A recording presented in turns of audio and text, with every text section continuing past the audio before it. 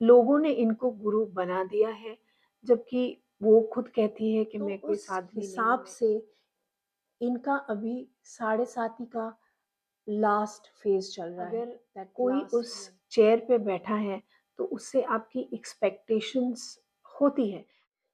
But ये सब से इनको बहुत ज़्यादा कुछ फ़र्क, मून जो कि चंद्रमा इनके 10th राशि में है, और यहाँ पे प्रॉब्लम ये है कि इनका गुरु वक्री है, राशि है, क्योंकि और इनके चार्ट में शनिदेव भी वक्री है।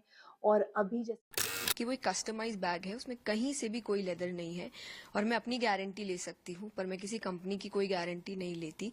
पर मैंने ना कथा करने से पहले, ना अभी, और मैं आगे की भी गारंटी लेती हूँ कि मैंने कभी लेदर यूज नहीं किया, ना मैं कभी करूंगी। हमेशा एक बात कहती हूँ और मैं आपको वो वीडियो भी जरूर दूंगी जो आप इसके साथ अटैच कर दीजिएगा, कि मैं कथा में कहती हूँ कि मैं आपसे कभी नहीं कह रही कि आप पैसे मत कमाइए, अरे सब मोह माया है, सब त्याग दो। हमने नहीं त्यागा तो हम आपको कैसे बोले। इस वीडियो में हम जया किशोरी जी को लेके जो कंट्रोवर्सी शुरू हुई है उसके बारे में बात करेंगे। वो क्या है, क्यों है, क्या पब्लिक ओपिनियन है, और कौन सही है और कौन गलत है। We will not dive into her personal life और गेट पर्सनल, क्योंकि हमारा इंटेंशन किसी को चोट पहुंचाने का नहीं है। Please take this as a case study only, and you can share your view points in the comment box. अगर हम उनकी कुंडली का जांच करना चाहें, तो हमने उनके डिटेल्स उनकी विकिपीडिया से ली है। उनका date of birth is 13th of July 1995 and the place of birth as available in Wikipedia is Sujangarh, Rajasthan. Time हमें नहीं पता है, तो एज पर एस्ट्रोलॉजी हमने 12 बजे का टाइम लिया है, जो कि मोर और लेस यूजुअली प्रेडिक्शन कुंडली की करेक्ट होती है। ड्यूरिंग हर बर्थ जुपिटर और सैटर्न, जो शनि और गुरु, ये दोनों प्लैनेट ही वक्री चाल पे थे, जिसे हम रेट्रोगेट कहते हैं। हम डिविजनल चार्ट की एनालिसिस नहीं करेंगे, टू कीप इट सिंपल। हम सिर्फ कालपुरुष कुंडली देखेंगे, और इसलिए क्योंकि हमारे पास एग्जैक्ट टाइम नहीं पता है, there is a slight diversion, और कालपुरुष कुंडली में इसको एनालिसिस करना सही होता है। न्यूमरोलॉजिकल डेटा भी हम देखेंगे, न्यूमरोलॉजी के हिसाब से, जिसे हम अंक शास्त्र बोलते हैं। और टाइम टू टाइम आपको स्क्रीन पे लोशो ग्रिड दिखेगा, जिससे आपको इजी होगा ये केस स्टडी और एनालिसिस करने में। गुरु इनके तीसरे घर में बैठे हैं, और जो कि वक्री है। तीसरा घर कम्युनिकेशन का होता है, और गुरु 9th हाउस के लॉर्ड है। इसीलिए आप देखोगे ये ट्रेडिशनल बिजनेस में है। मैं उनको आर्टिस्ट ही बोलूँगी, बिजनेस वूमन ही बोलूँगी। और ये ट्रेडिशनल बिजनेस में खुद की कम्युनिकेशन बहुत अच्छी तरह से कर पाती है, और क्योंकि गुरु रेट्रोगेट है, 3rd हाउस में बैठा है और 9th हाउस का लॉर्ड है, ये ट्रेडिशनल बिजनेस में, जो कि स्पिरिचुअलिटी का कथावाचक का ये आर्टिस्ट है, तो उसमें अपनी मार्केटिंग भी ये बहुत अच्छी तरह से कर पाती है। और यहाँ पे प्रॉब्लम ये है कि इनका गुरु वक्री है।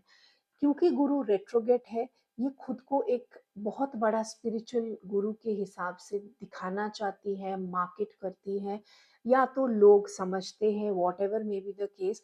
But if you get into a deep down survey, very clearly you will understand कि वो बेसिकली बहुत ज़्यादा मटेरियलिस्टिक दुनिया से जुड़ी हुई है। बट इमेज कुछ और ही है, बट अंदर की चाह या आत्मा की चाह कुछ और है। तो दिखा रही है वो कि वो बहुत अच्छा स्पिरिचुअल गुरु है, जबकि उनका पूरा व्यक्तित्व ही मटेरियलिस्टिक है। आप कितना ही उनको गुरु के रूप में देखना चाहे, वो बेसिकली एक आर्टिस्ट है, कथावाचक। So let's take an example, जहाँ पे रामलीला होता है, कोई राम जी का रोल प्ले कर रहा है, कोई सीता जी का रोल प्ले कर रहा है। उसका मतलब ये नहीं कि वो भगवान श्री राम से उनकी तुलना की जाए। तो ये एक आर्टिस्ट है जो अपने वॉइस मॉड्यूलेशन से कब रोना है, कब हंसना है, उस हिसाब से लोगों को उस जगह पे ले आए, उस स्पिरिचुअलिटी की तरह अट्रैक्ट करे। धर्म की तरफ उनकी झुकाव बढ़ा है, तो ये उनका एक रोल है जो वो प्ले करती है। तो एक इंसान जो है और एक रोल जो वो प्ले करता है, उसमें बहुत फ़र्क है। एक और चीज़ मैं बोलूँगी, अगर आप राशि के हिसाब से देखेंगे, इनका जो रेट्रोग्रेड जुपिटर है, जो वक्री गुरु है, ये वृश्चिक राशि राशि में बैठे हुए हैं। अब जब गुरु वृश्चिक राशि में बैठते हैं, तब क्या होता है? इंसान करता कुछ है, चाहता कुछ है और दिखाता कुछ है। मैं लोगों की सेंटिमेंट समझती हूँ, क्योंकि आपने उनको गुरु बना लिया, जो कि वो है नहीं। तो आपकी एक्सपेक्टेशन भी उनसे गुरु जैसे ही हो गई है। बट आप एक चीज़ समझो, जब एक बच्चा स्कूल जाता है, स्कूल यूनिफ़ॉर्म पहनता है, उसका मतलब ये नहीं कि वो वापस आके पूरा दिन वही यूनिफ़ॉर्म पहन के रखता है। आप ऑफ़िस जाते हो, आपका एक रोल है ऑफ़िस में, एक डेकोरम है ड्रेस अप करने का, बट घर पे you may have a different lifestyle. तो लाइफ़स्टाइल एक अलग चीज़ है और आप कोई चीज़ एज़ अ प्रोफ़ेशन पैसा लेके कर रहे हो, वो अलग चीज़ है। तो ये तो जनरली लोगों को समझना ही चाहिए। कोई 9 लाख 10 लाख रुपए लेके कथा कर रहा है, तो ये उसका बिज़नेस है। ये उसका अ तरीका है, way of displaying her art. So गुरु कभी ऐसा करता है क्या? मैं पब्लिक का इमोशन भी समझ सकती हूँ, जिन्होंने उन्हें गुरु के स्थान पे बिठाया है, जो कि वो नहीं है। वो एक कथावाचक है, जो 9 लाख 10 लाख रुपया चार्ज करके अपनी कला दिखाती है।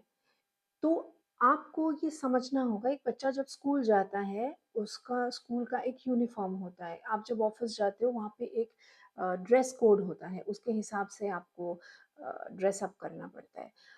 तो लोगों की भी एक एक्सपेक्टेशन होती है, क्योंकि ये उस चेयर पे बैठे हैं और कथावाचक है और इनका बिज़नेस ही स्पिरिचुअलिटी लेके है, तो इनको ये समझना चाहिए कि पब्लिक की सेंटिमेंट्स हर्ट हो सकती है, अगर आप कुछ ऐसा करते हो जो आपके प्रोफ़ेशनल एथिक्स के अगेंस्ट है।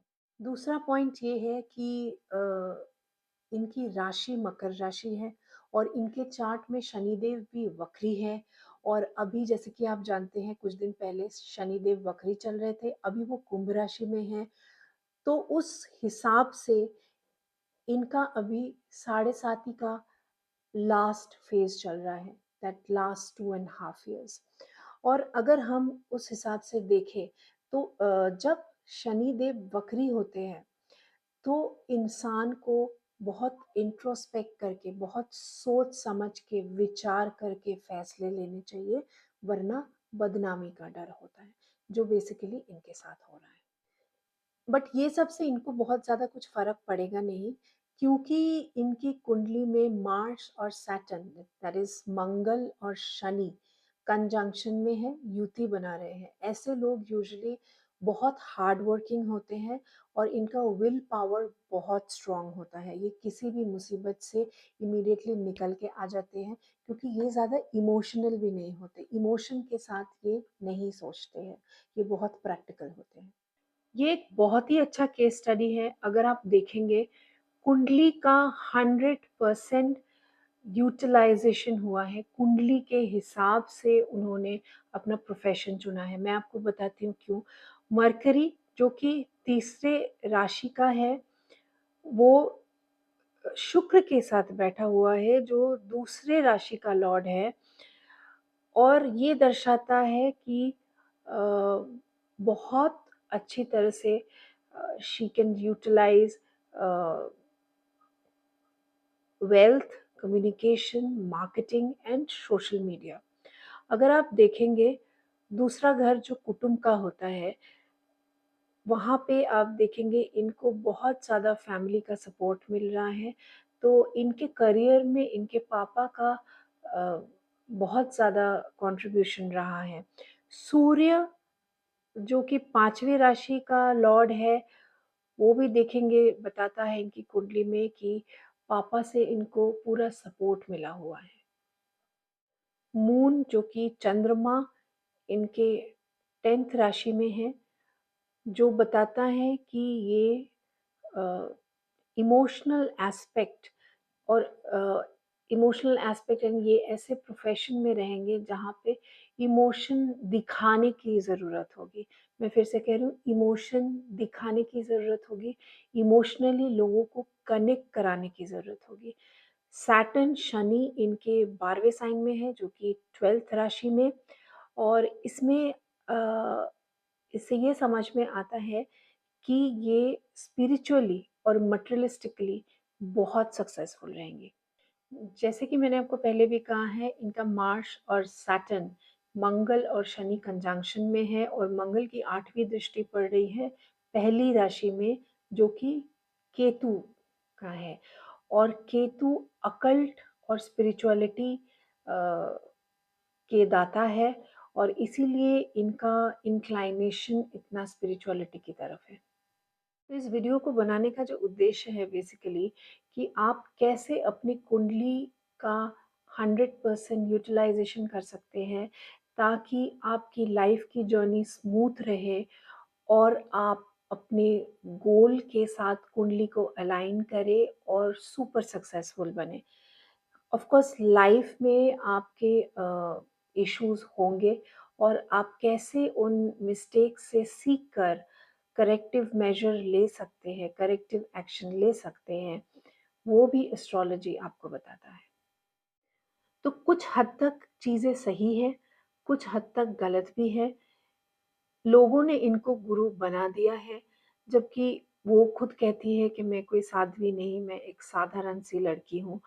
तो आपने उनको गुरु के सिंहासन पे जो बिठाया है, क्या आपने नहीं पहले टटोला कि उनको गुरु बनाने से पहले, उनकी तरफ इंक्लाइनेशन से पहले, कि मैं एक बार सोच लूँ, देख लूँ? पहली बात तो ये है। दूसरी बात ये है, मैं लोगों का सेंटिमेंट भी समझती हूँ। अगर कोई उस चेयर पे बैठा है, तो उससे आपकी एक्सपेक्टेशंस होती है। जैसे कि अगर कोई डॉक्टर है, भले ही वो ड्यूटी पे ना हो, फिर भी अगर वो कहीं ट्रेन में, फ्लाइट में ट्रैवल कर रहा है, कोई इंसान बीमार पड़ जाए, तो हमारी एक्सपेक्टेशन होती है उस डॉक्टर से कि वो उस पेशेंट को देखे और अच्छी तरह उसका ट्रीटमेंट करे। कम से कम फर्स्ट एड करे, इमीडिएटली उसको रिलीफ मिले, ऐसा कुछ करे। सो लोगों की एक्सपेक्टेशन भी गलत नहीं है। आप हमें कमेंट करके बताइए कि आपको क्या लगता है? आपको क्या लगता है, कहाँ पे जया किशोरी जी सही है और गलत है, और कहाँ लोग सही है और लोग गलत है? आप अपना कमेंट ज़रूर करिएगा। नमस्कार।